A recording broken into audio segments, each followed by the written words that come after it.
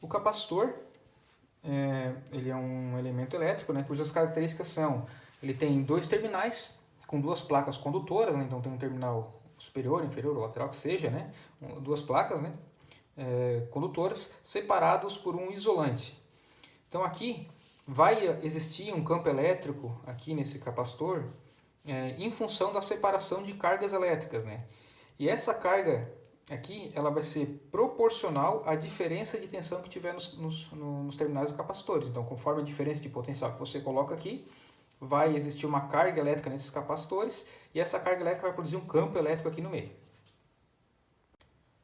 Portanto, a gente sabe que a carga elétrica ela é proporcional à tensão e também proporcional à sua capacitância, né? Então, que é igual a CVs V. Ainda, a gente sabe que a corrente, né, num componente elétrico, né, ela vai ser função da variação da sua carga no tempo. Então, I é dQ dt.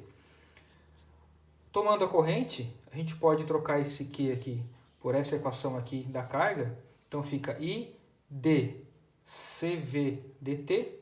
E a gente sabe aqui que para haver uma variação de corrente, né, tem que haver uma variação de tensão e não de capacitância. Também pode haver de capacitância, mas não será nesse nosso caso aqui de capacitores ideais e fixos, né? Então a gente vai tirar a capacitância aqui e vai apenas variar a tensão em tempo. Então a corrente no capacitor vai ser C dV dt. Então essa equação aqui também nos traz algumas coisas interessantes. Se nesse caso a tensão for constante, ou seja, não houver nenhuma variação de tensão, esse termo aqui dá zero e, portanto, a corrente também dá zero. Então, o que quer dizer uma corrente zero? Quer dizer um circuito aberto. Ou seja, um capacitor para um circuito de corrente contínua, ele se comporta como um circuito aberto.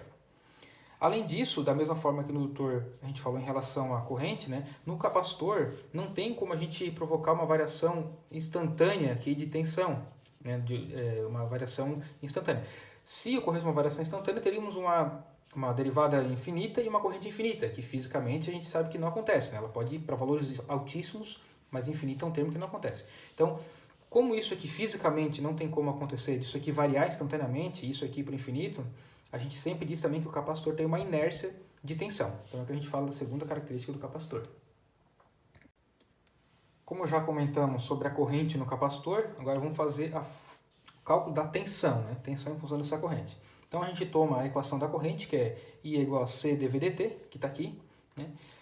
Isola o dV, passa esse dt para lá e passa esse C para baixo, dá essa equação aqui.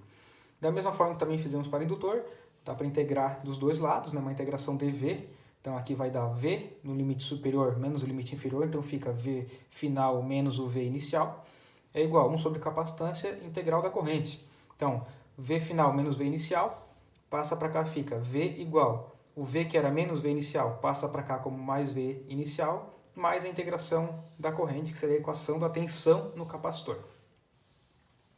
Então, ainda sobre potência também no capacitor, então não vou fazer todo o algebrismo que foi feito para o indutor, porque é basicamente a mesma coisa. Então, só lembrar que potência é tensão vezes corrente instantânea, né? Então, potência é igual a tensão vezes a corrente no capacitor, que é C dV dt. E da mesma forma, dá para pegar essa equação aqui, né?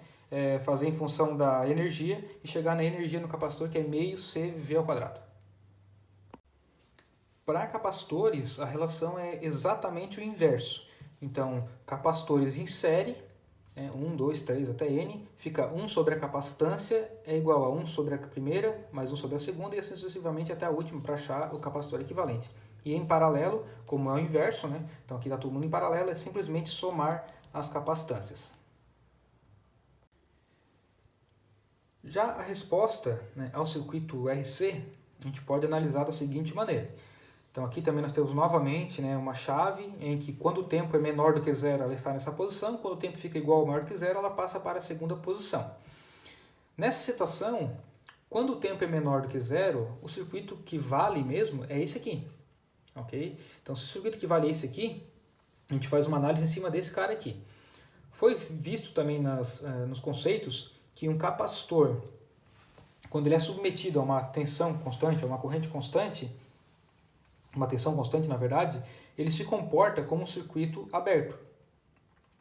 Se o capacitor está numa tensão constante e é um circuito aberto, não vai ter corrente aqui. Então, se não tem corrente, a própria tensão que está aqui no 100 volts, né, a gente vai supor que ela está aqui em cima do capacitor e ele vai estar carregado com esses 100 volts aqui. Nós não vamos falar da curva de carga do capacitor agora. Então, ele vai estar carregado com esses 100 volts. Portanto, se a gente for analisar a tensão VC, que é a tensão em cima do capacitor, antes de abrir a chave, ela vai ser 100 volts. Não tem corrente, né, a tensão que tem aqui vai estar aqui 100 volts com certeza. Depois, quando fechar a chave, essa chave vai vir para cá e essa parte do circuito não vai ser mais analisada. Então vai ficar um capacitor e duas resistências aqui, né? Podia ser só uma resistência, aqui foi só uma analogia. Da mesma forma que a gente fez a análise para a indutância, dá para fazer aqui para o capacitor, né? Aqui nesse caso aqui, como o circuito vai ficar nessa configuração aqui, fazendo um nó nesse ponto para conseguir tirar um equacionamento, essa corrente do capacitor e essa corrente aqui no resistor, se somar as duas aqui, tem que dar zero pela lei de nós, né? Corrente sendo nó, né? Positivo, positivo igual a zero. Então, a corrente no capacitor, ela é C dV dt. E a corrente no resistor, ela é V sobre R. Considerando que esse V vai variar, porque o capacitor vai começar a descarregar agora, então tem variação de tensão aqui e variação de tensão aqui. Da mesma forma que foi feito no indutor, bota as tensões todas para um lado, né? Bota esse aqui para o outro lado, passa o dV dividindo e assim por diante. Passa o V dividindo e assim por diante, né? Então vai chegar nessa equação aqui, que é a equação de descarga do capacitor, que nós temos que a tensão naquele momento do capacitor, deixa eu botar mais aqui no meio, a tensão naquele momento no capacitor vai depender de uma tensão inicial e vai regredir com uma exponencial negativa aqui, né? Que é T sobre RC. Então, vem essa equação, esse valor aqui, né, constante, né, que é o valor inicial, e quando esse T for zero, isso aqui vai dar 1, ele vai estar no valor máximo, e quando esse T começar a regredir, ele vai começar a diminuir a tensão em função de R vezes C aqui.